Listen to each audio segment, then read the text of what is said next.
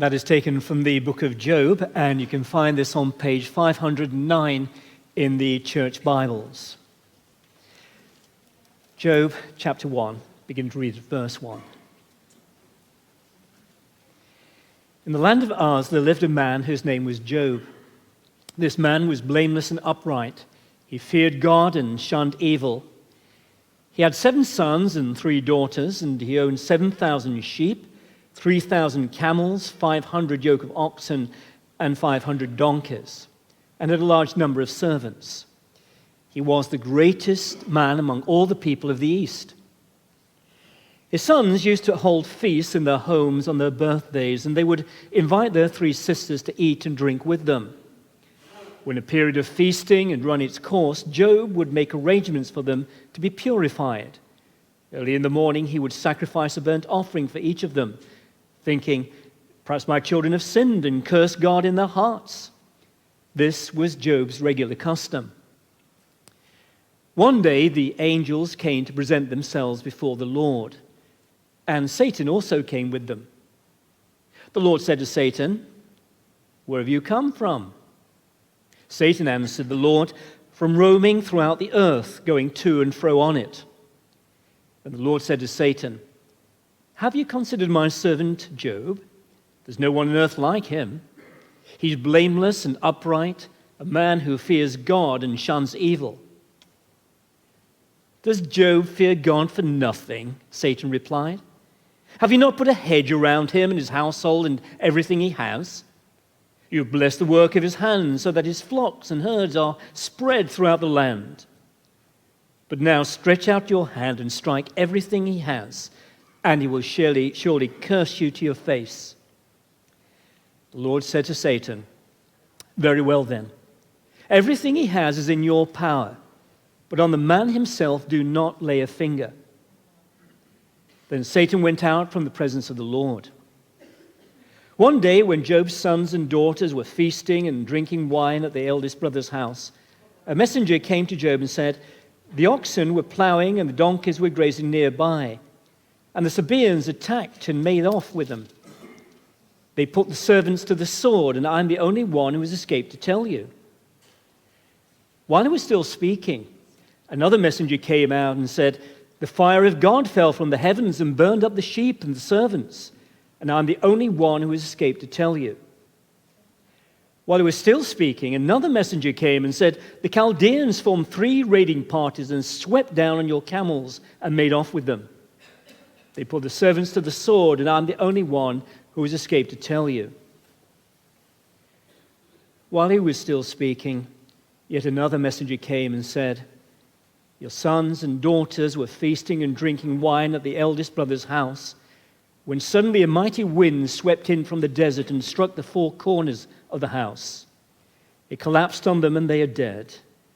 I'm the only one who has escaped to tell you." At this, Job got up, tore his robe, shaved his head.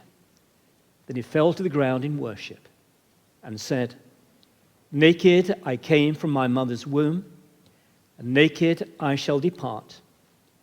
The Lord gave, and the Lord has taken away. May the name of the Lord be praised." In all of this, Job did not sin by charging God with wrongdoing. This is the word of the Lord. The second reading can be found on page 510 of the church Bibles, and that's found in the book of Job, and that's chapter 2. So that's page 510. On another day, the angels came to present themselves before the Lord, and Satan also came with them to present himself before him. And the Lord said to Satan, "Where have you come from?" Satan answered the Lord, "From roaming throughout the earth, going to and fro on it." Then the Lord said to Satan, "Have you considered my servant Job? There is no one on earth like him. He is blameless and upright, a man who fears God and shuns evil, and he still maintains his integrity. though you incited me against him to ruin him without any reason. Skin for skin, Satan replied. A man will give all he has for his own life. But now stretch out your hand and strike his flesh and bones, and he will surely curse you to your face. The Lord said to Satan, very well, then he is in your hands, but you must spare his life. So Satan went out from the presence of the Lord and afflicted Job with painful sores from the soles of his feet to the crown of his head. Then Job took a piece of broken pottery and scraped himself with it as he sat among the ashes. His wife said to him, "Are you still maintaining your integrity? Curse God and die." He replied, "You are talking like a foolish woman. Shall we accept good from God and not trouble?" In all this, Job did not sin in what he said. When Job's three friends, Eliphaz, the Temanite, Bildad, the Shuhite, and Zophar, the Naamathite, heard about all the troubles that had come upon him, they set out from their homes and met together by agreement to go and sympathize with him and comfort him.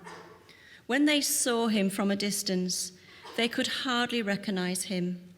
They began to weep aloud, and they tore their robes and sprinkled dust on their heads. Then they sat on the ground with him for 7 days and 7 nights. No one said a word to him, because they saw how great his suffering was. This is the word of the Lord. Our gracious God and Heavenly Father, we thank you that you are our shepherd. And we pray this morning that you would lead us to the pastures, the green pastures of your word, that we would feed from them. And Lord, so know what it means to trust and to trust in you alone for Jesus' sake. Amen. Please do be seated. And do turn to those two readings we had this morning, Job chapters 1 and 2.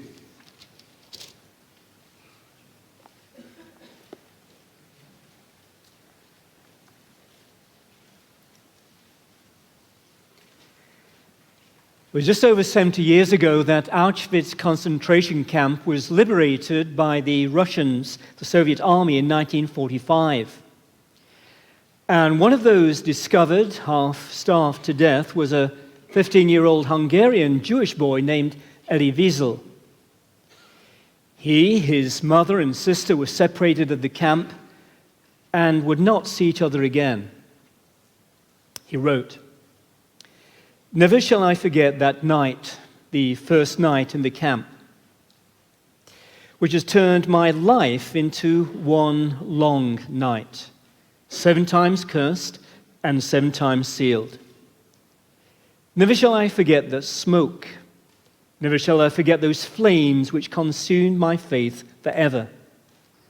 Never shall I forget those moments which murdered my God and my soul and turned my dreams to dust. Some talked of God, his mysterious ways, of the sins of the Jewish people, and of their future deliverance. But I ceased to pray. Oh, how I sympathize with Job. I did not deny God's existence, but I doubted his absolute justice." Behind the cry, "Where is God?" is the deeper cry of Wiesel, "Where is God's justice?" Why doesn't he do something? Surely if he's all-powerful, he can. And if he's all good, he will. So why the delay? Now, of course, some would argue that this is the price we have to pay for what is called free will. We can choose to do good, we can choose to do evil. And innocents invariably get caught up in the collateral damage when we choose evil. But others would argue that if that is the case, then the price for such free will is way too high. 7 million Jews exterminated in the gas chambers, 60 million people dying in World War II. But what are those situations which don't involve the actions of other human beings, but creation gone wrong, as was the case with another Jewish believer, Rabbi Harold Kushner? His son, Aaron, had been diagnosed with a rapid aging disease, becoming like an old man of 80. And so he writes, "I believe that I was following God's ways and doing his work. How could this be happening to my family? If God existed, if he was minimally fair, let alone loving and forgiving, how could he do this to me? And even if I could persuade myself that I deserve this punishment for some sin of neglect or pride that I was not aware of, on what grounds did Aaron have to suffer?" Well, perhaps of all the books in the Bible associated with the question of senseless suffering, it is the book of Job. It's a book which doesn't primarily deal with the why question of the origins of evil or suffering, although, as we shall see, it does give some insights into this. It deals more with the practical how questions. That is, how are we to think, how are we to speak of God when we suffer? How can we face up to the fact that we live in a broken, fallen world, which means that no matter how good we are, things are going to cross our path which will hurt us, and perhaps more to the point, hurt those whom we love. Now, this book is part of what is called wisdom literature.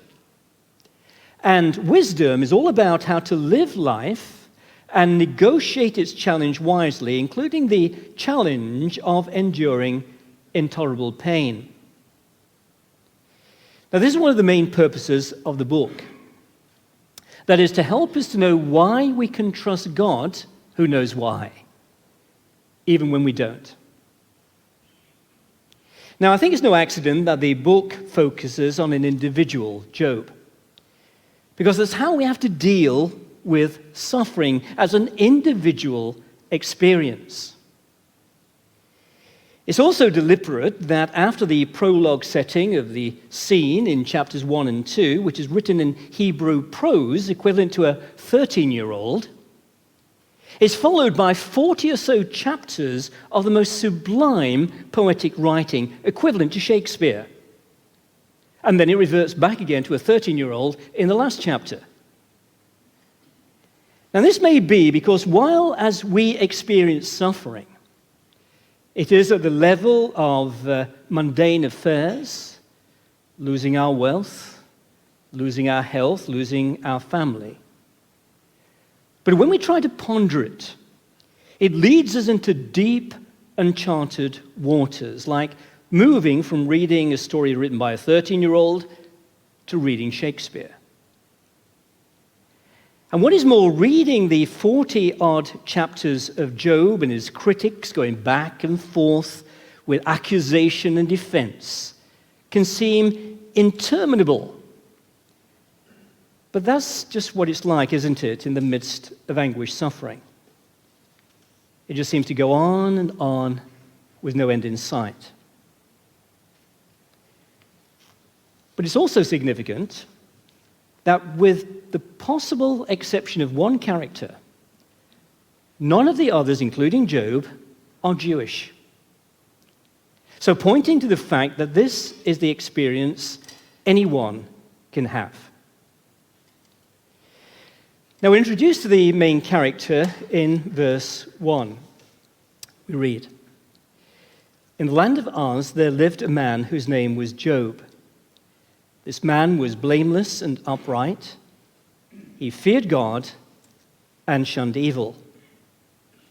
He had 7 sons and 3 daughters, and he owned 7,000 sheep, 3,000 camels, 500 yoke of oxen, and 500 donkeys, and had a large number of servants. And he was the greatest man among all the people of the East." So Job lives at a time when a person's wealth was measured not in terms of the size of a person's bank balance, but by the size of a person's herds. And that would place him in the period of the Hebrew patriarchs, people like Abraham and Isaac and Jacob. And what is more, we're told that he lived in Uz. Now that locates him somewhere between what today would be southern Jordan and south-central Iraq. So this means he's well beyond the borders of Israel. But nonetheless, he fears God. And the fear of God, we're told by Proverbs, is the beginning of wisdom, and Job is presented as a righteous man. So Job's religious and moral credentials are established as impeccable. Not only is Job great morally, but materially, with the numbers of children and belongings reflecting Old Testament symbolism of completeness. That's why you have 3s and 7s and 10s. So we're told that he is the greatest man in the East, by whichever measure you may care to use. Now, his deep personal piety showed itself in several ways, not least in his passionate concern for the spiritual well-being of his children. Now, we read in verses 4 to 5 that just in case his sons and daughters had behaved in a way which would incur God's wrath, and so bring his judgment upon them, Job went out of his way to make sacrifices for them on their behalf. But some have suggested that here we may have an insight into a small flaw in his character. That we've got a glimpse of a weakness which needs to be challenged and strengthened, which may only come through suffering. Later on in chapter 3 and verse 25, after everything had been taken away, we read Job saying this: "What I feared has come upon me. What I dreaded has happened to me."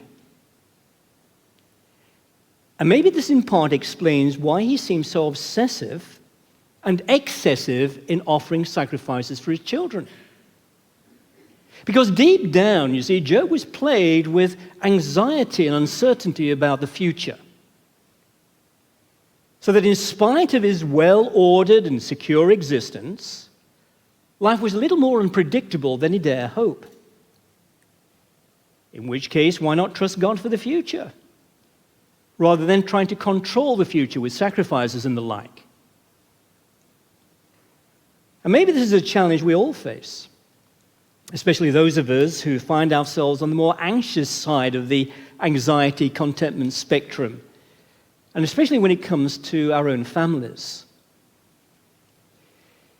You see, making proper arrangements is one thing. Going over the top and worrying about them and trying to run their lives for them is something else. And as our world seems to become more unpredictable each day, then being able to trust in the God who holds the future is going to become more and more important for us. But without doubt, on the relative scale of values, Job does stand head and shoulders above everybody else. And that's affirmed by God himself in verse 8. He is blameless in character and upright in action. So here we have a sincere worshiper of God, an honest, hard-working businessman, a loving husband and father who is second to none. In fact, Job appears to be too good to be true. But as we shall see, Job is one of those rare individuals who exists within a class all of its own. He is genuinely a good man. So what could go wrong? Well, this is when the scene switches to the unseen heavenly court, where an angelic being called the Satan comes into God's presence. Now, the word Satan is not a proper name like Bill or Phil. It's a description of the creature's role. It's a word which means accuser or prosecutor. We may even say challenger. And we're to note that this angelic barrister does not accuse Job of doing anything wrong, except perhaps having dubious motives for living a godly life. No, it is God who is being harangued for setting up a phony arrangement amongst human beings. That is, blessing the righteous and punishing the wicked. And this, says Satan, hampers true righteousness. You see, the assumption is that real righteousness involves doing good and honoring God for their own sake, not because of anything we might get out of them. And that's the first charge leveled at God in verse 9. Does Job fear God for nothing?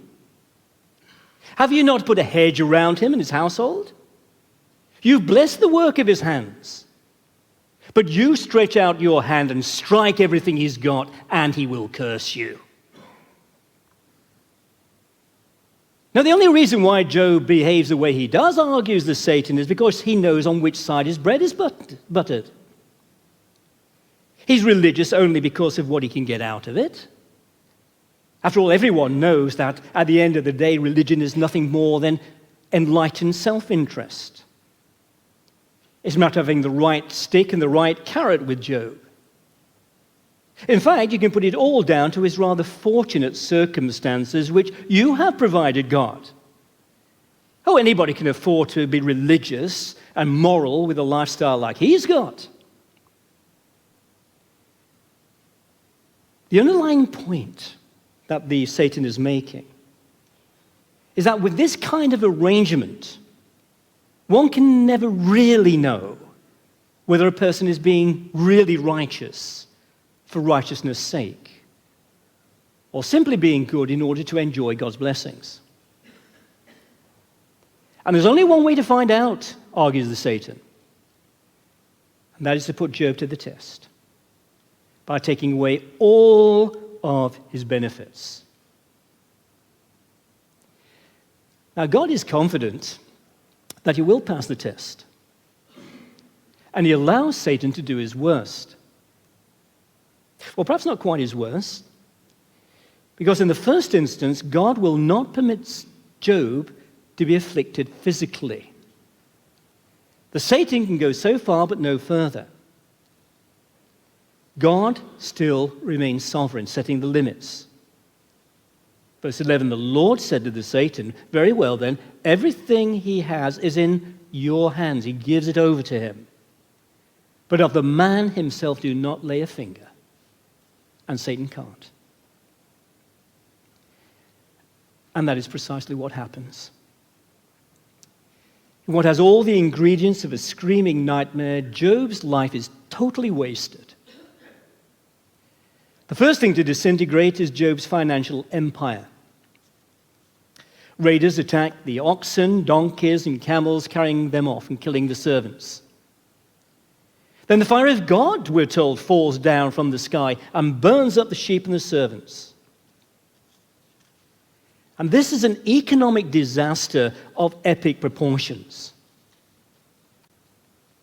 But even that catastrophe is nothing compared to the devastating, heartbreaking news which comes hard on its heels. All of Job's children were in one house when a storm came in and took them away. Now, how would we respond to that? This is Job's response. At this, Job got up. He tore his robes and shaved his head. Signs of intense grief and mourning. Oh, his heart is broken, it's shattered. And then he fell to the ground and worshipped and said, naked I came from my mother's womb, and naked I shall depart. The Lord gave, the Lord has taken away. May the name of the Lord be praised. And then we read, in all this, Job did not sin by charging God with wrongdoing. Verse 20. Incredible. Now, we may think that would be enough for any man to bear, but God apparently thinks not. Because as the veil is lifted once more in chapter 2, we find ourselves in the heavenly court yet again, only to discover that the wager is being taken one step further. The Satan's still not convinced that there's no base, ulterior motive for Job's faith, pursues his challenge in verse 4. Skin for skin. A man will give all he has for his own life, but stretch out your hand and strike his flesh and bones, and he will surely curse you to your face. In other words, God, get under Job's skin. Or let him feel some physical suffering. Let him think his own life is being threatened, and then watch him reveal his true colors. That at the end of the day, he's only out for himself. So Job is afflicted with boils of such excruciating pain that his wife, finding it unbearable to watch, urges upon Job to commit voluntary euthanasia by cursing God and so dying. Now, it may well be that the wife's advice is a faint echo of Eve's counsel to Adam in the Garden of Eden. And here, of course, we have another man, Job, in his own little garden paradise. Well, at least it was. And in both stories, the woman's advice follows the accuser and leads towards death. But note Job's response, unlike that of Adam. You're talking like a foolish woman. Shall we accept good from God, not trouble? In all of this, Job did not sin in what he said.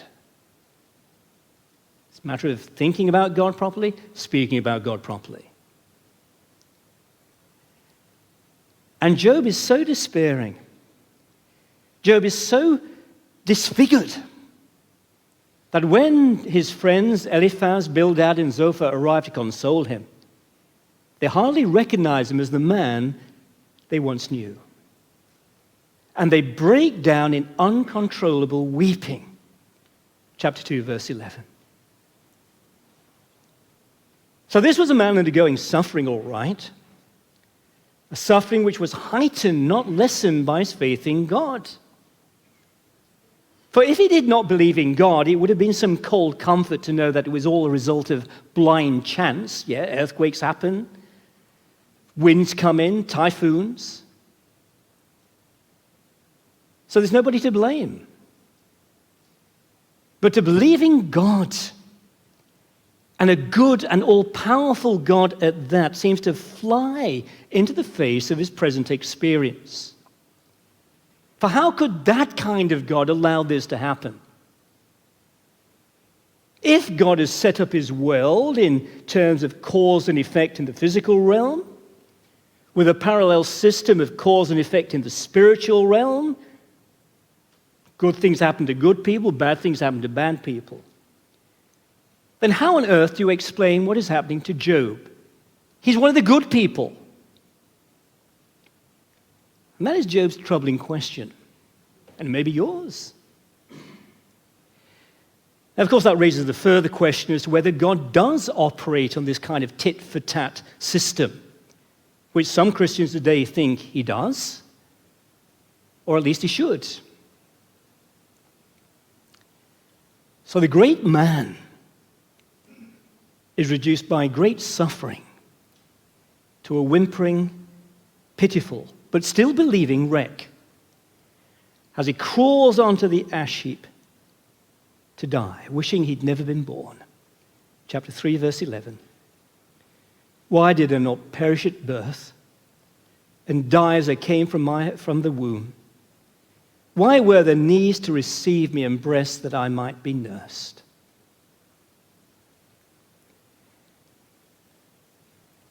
One of the main lessons we're to learn if we're going to cope with suffering is to realize that there's always going to be an irreducible element of mystery in it. Job cried, why? Why didn't I perish at birth? Why light given to those in misery? And yet Job never, ever receives answers to those questions. Although we as readers are allowed to have insight into what is going on in heaven, Job is not. He's never made aware of the discussion between God and the Satan. And this is so important, because one of the other themes of this book is the need to trust God in situations when we don't know why certain things are happening. But let it be said that this faith of Job is not a blind faith, because it's evident as you read through the book that Job knows his God. He had reasons to believe that God is all-powerful and God is all good. And he's reminded of those things later on when he encounters God in chapters 38 to 42. Therefore, although Job didn't know why these things were happening to him, he did know enough of God to know why he trusted him, who did know why. Now, as we shall see, one of the means God uses for us to get to know him better is through trials and difficulties. But you see, unless we take every opportunity of getting to know God in the calm, being at church, in the small groups, in prayer, then we will not fare when we come to the storm.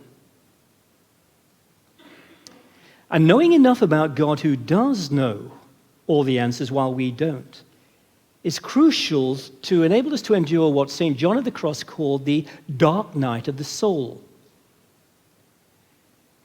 So let me tell you about someone who discovered this for himself, is related by Professor Don Carson. It concerns a young man who was a sort of 6'6", skinny something, who worked in Latin America for about 15 years as a very effective church planter and teacher.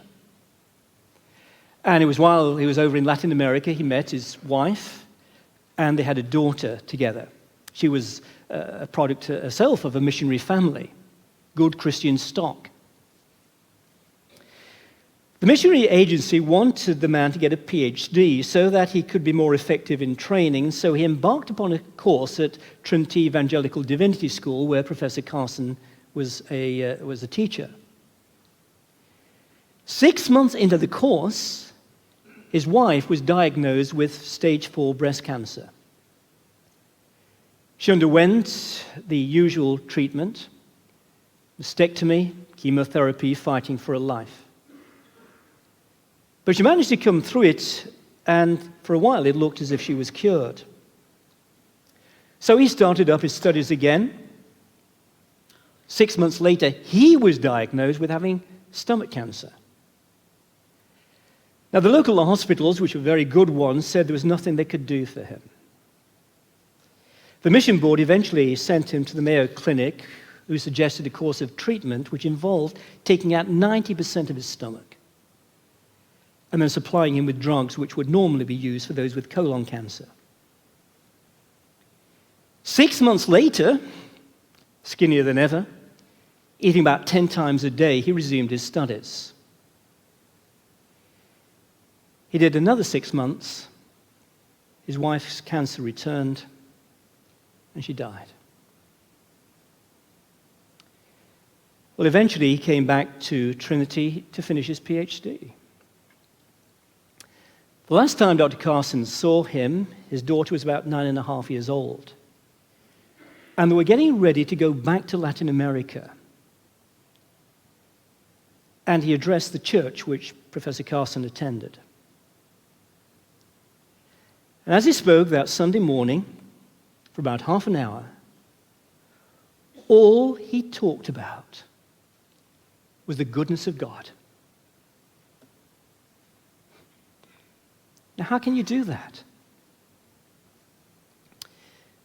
Well, because he knew the God who knew why in Jesus. A personal knowledge built up over years and years of getting closer and closer to God and serving him. There are no shortcuts which will enable us to say with Job that the Lord gives and the Lord takes away. Blessed be the name of the Lord. Amen.